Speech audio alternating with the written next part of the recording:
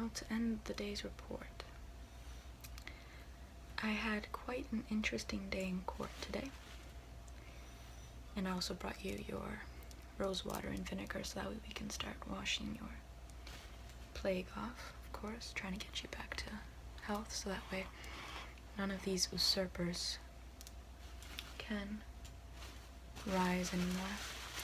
Which, once again, I must remind you that I've been doing my best in handling.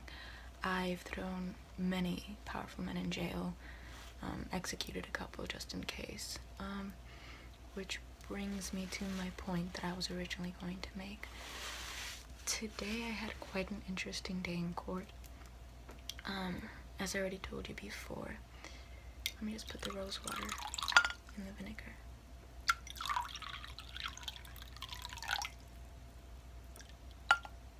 As I already told you before, Belisarius, he hasn't been trying, to my knowledge, usurp you. He's been faithful. He says that he won't pursue the purple cloth as long as you still are alive, despite the fact that you are quite ill. People say you're on your deathbed. I reject that claim. I'll make you feel better and I'll get you back to health. But he won't pursue the purple cloth as long as you're alive. And frankly, I'd like to believe him, considering how close of an ally and how excellent of an ally really he is, considering how he is such a great general. He could put any other generals of history to shame for how well he executes his plans. Of course, beneath your direction as well, considering how you are quite an excellent tactician as well. What with your whole scheme with making the neighboring countries revolt so that way we can conquer North Africa while the conquerors of North Africa are distracted trying to tame the revolt in those countries. That was an excellent strategy. And then Belisarius obviously traveled into North Africa peacefully, not conquering or pillaging any villages, but rather being quite kind to them and whatnot, just trying to make their way to Carthage and whatnot. That was an excellent strategy, I must say. But unfortunately, there have been numerous riots going on about Belisarius taking the throne and how you and I are merely people that are standing in his way of claiming the throne and bringing the country to a more higher standard. So with so many riots going on, he's claimed that he's tried to quiet those those riots and whatnot, but I unfortunately can't take that risk because frankly right now we're playing a game of risk and I'm not taking any. Here.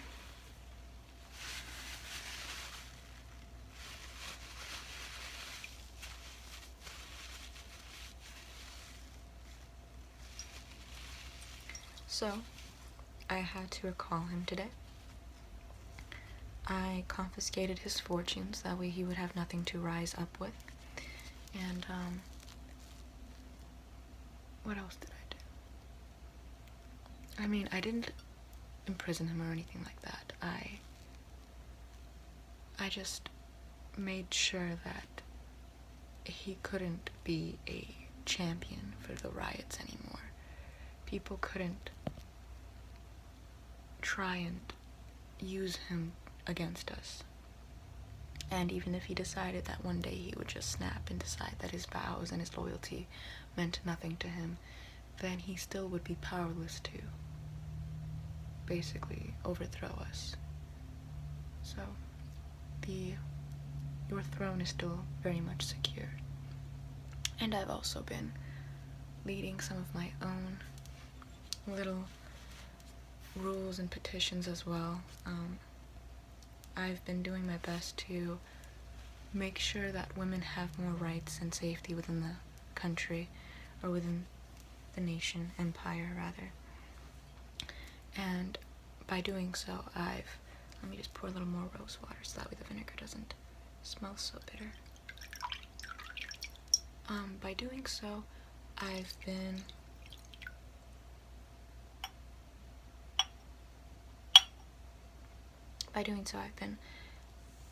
removing, well rather, let me start from the top because I've been doing a lot. I didn't outlaw prostitution, but I did make it more difficult for women to be forced into prostitution. Pimping is illegal. Rape, if someone gets caught with rape, they get the death penalty. And what else did I do effectively? I've also set up a type of, in a sense, monastery, but not quite, towards the eastern side of the empire, for women who were former prostitutes to support themselves when they found themselves out of work.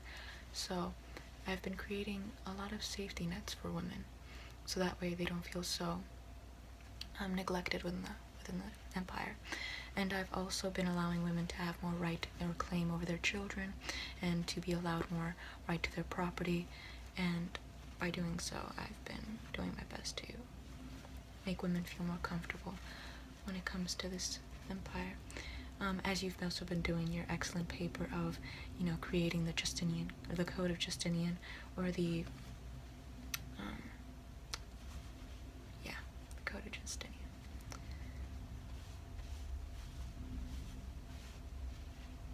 I feel like this should be warmer, but I'll keep it cool because I also feel like it should be kept colder for your sores, which we want to clear up. So far, the tally is that 1 in 4 people will die of the plague. So hopefully, actually, not even hopefully, you are going to be the 3 out of 4 people who don't. But unfortunately, you are afflicted, so you're going to be the percentage of people that don't die from being afflicted. And besides that, you know that my strength is quite formidable. What with my having dissuaded you from fleeing the empire, rather, not the country, the empire, during the Nico revolt and whatnot. Because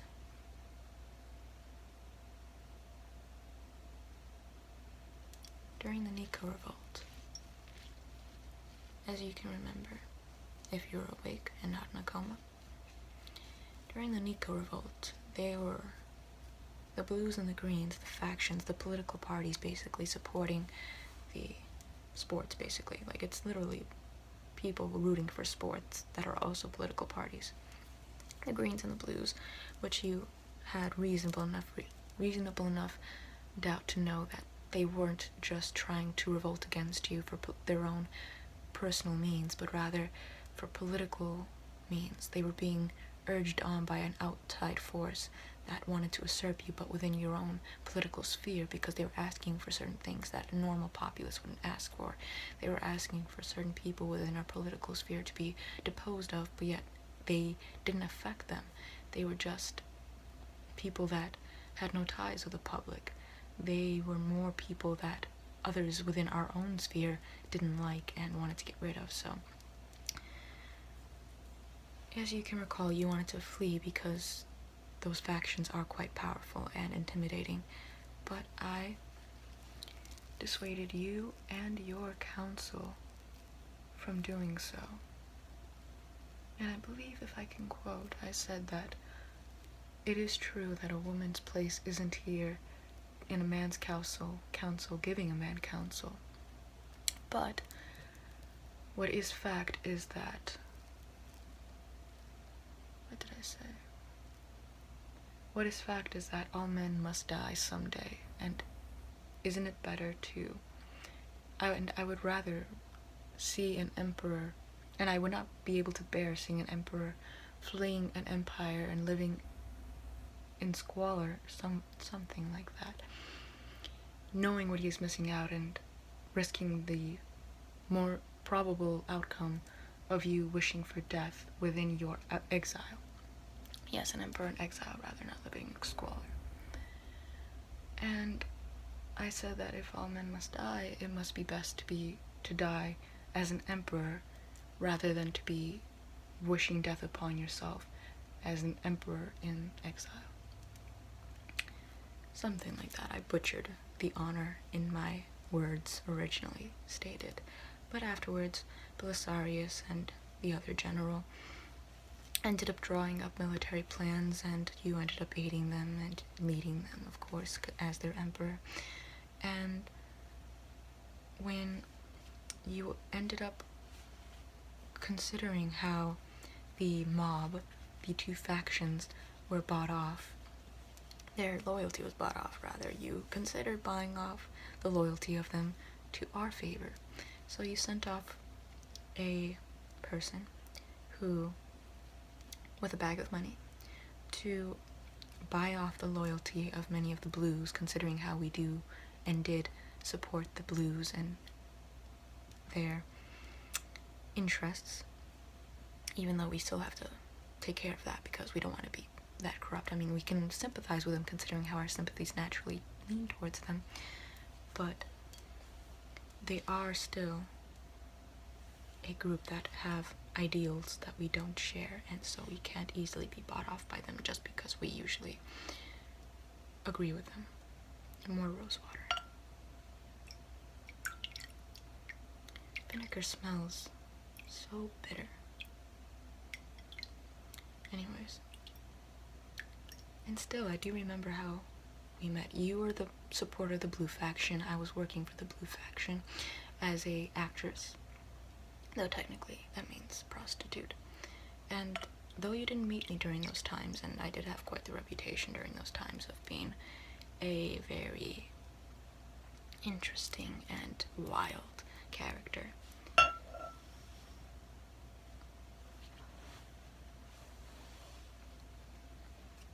you met me after I was reformed by them more heretical Christians, even though you prefer orthodoxy, but we're tolerant of one another's views, and we help both sides have a voice within our empire. We're not going to be persecuting the other one just for their difference in ideology.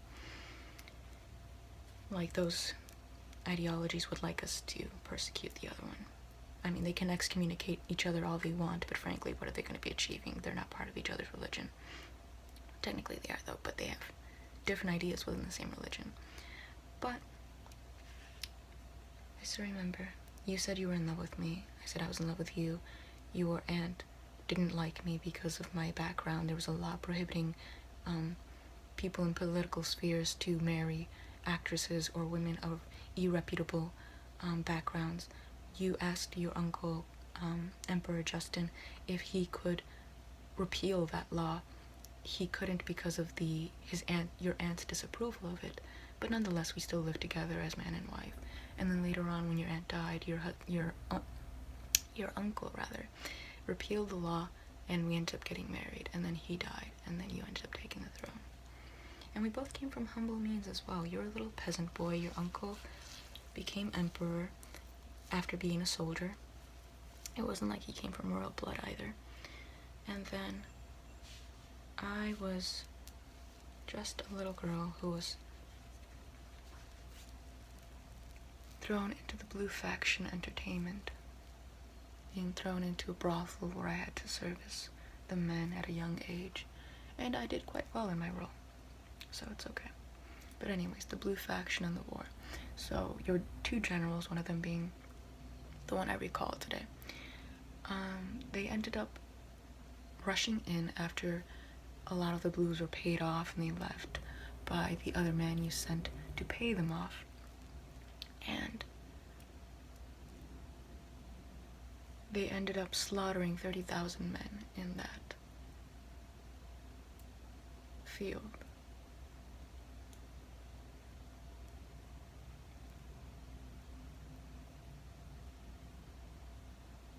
And after they slaughtered those 30,000 men, our power wasn't challenged until now. But that's just because you're sick. And I'm going to make you feel better.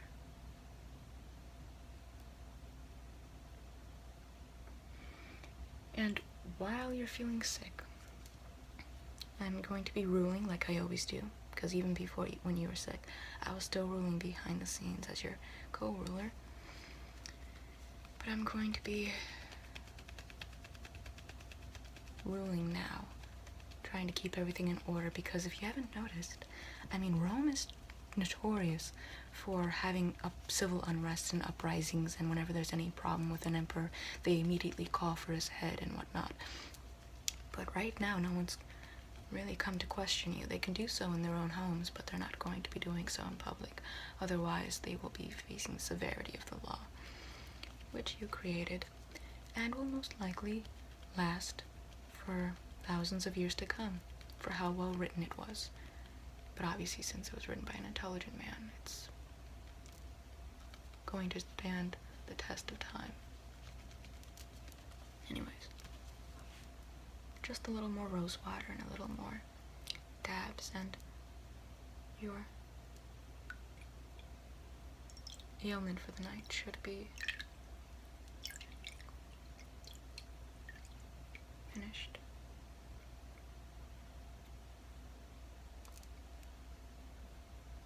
No more rose water. Shame. Hurt my finger.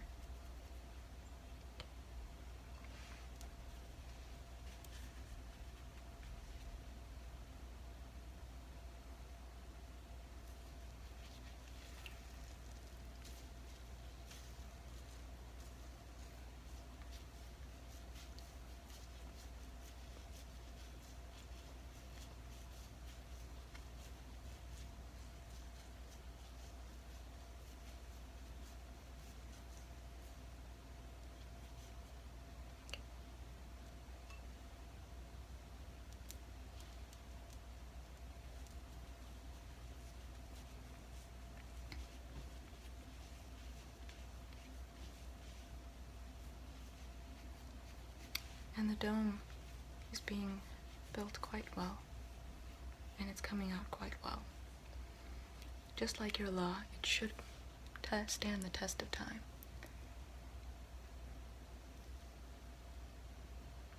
It looks marvelous. It has mosaics. It's built with a dome at top, which obviously is quite a notable feat considering how architecturally difficult it is to build something like that.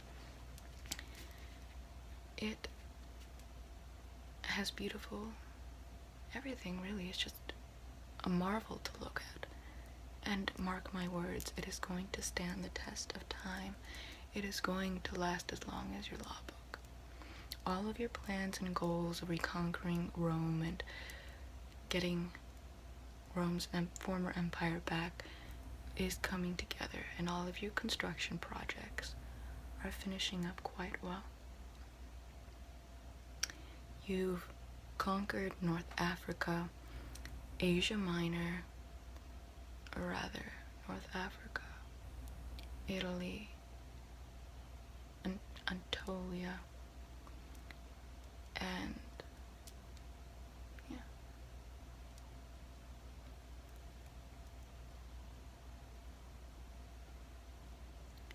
So you're doing quite well. All you have to do is not have the plague anymore, and you'll be all well to continue ruling the way you do.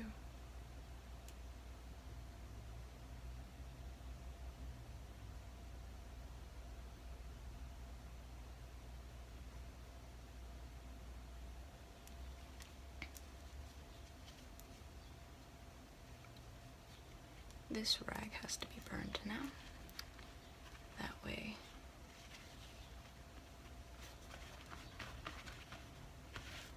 the plague isn't on it, because the plague is on it. But frankly, considering all of my achievements and considering all of my perseverance, my defense, how well I can run an empire, and how ruthless I can be, not even the plague wants to mess with me.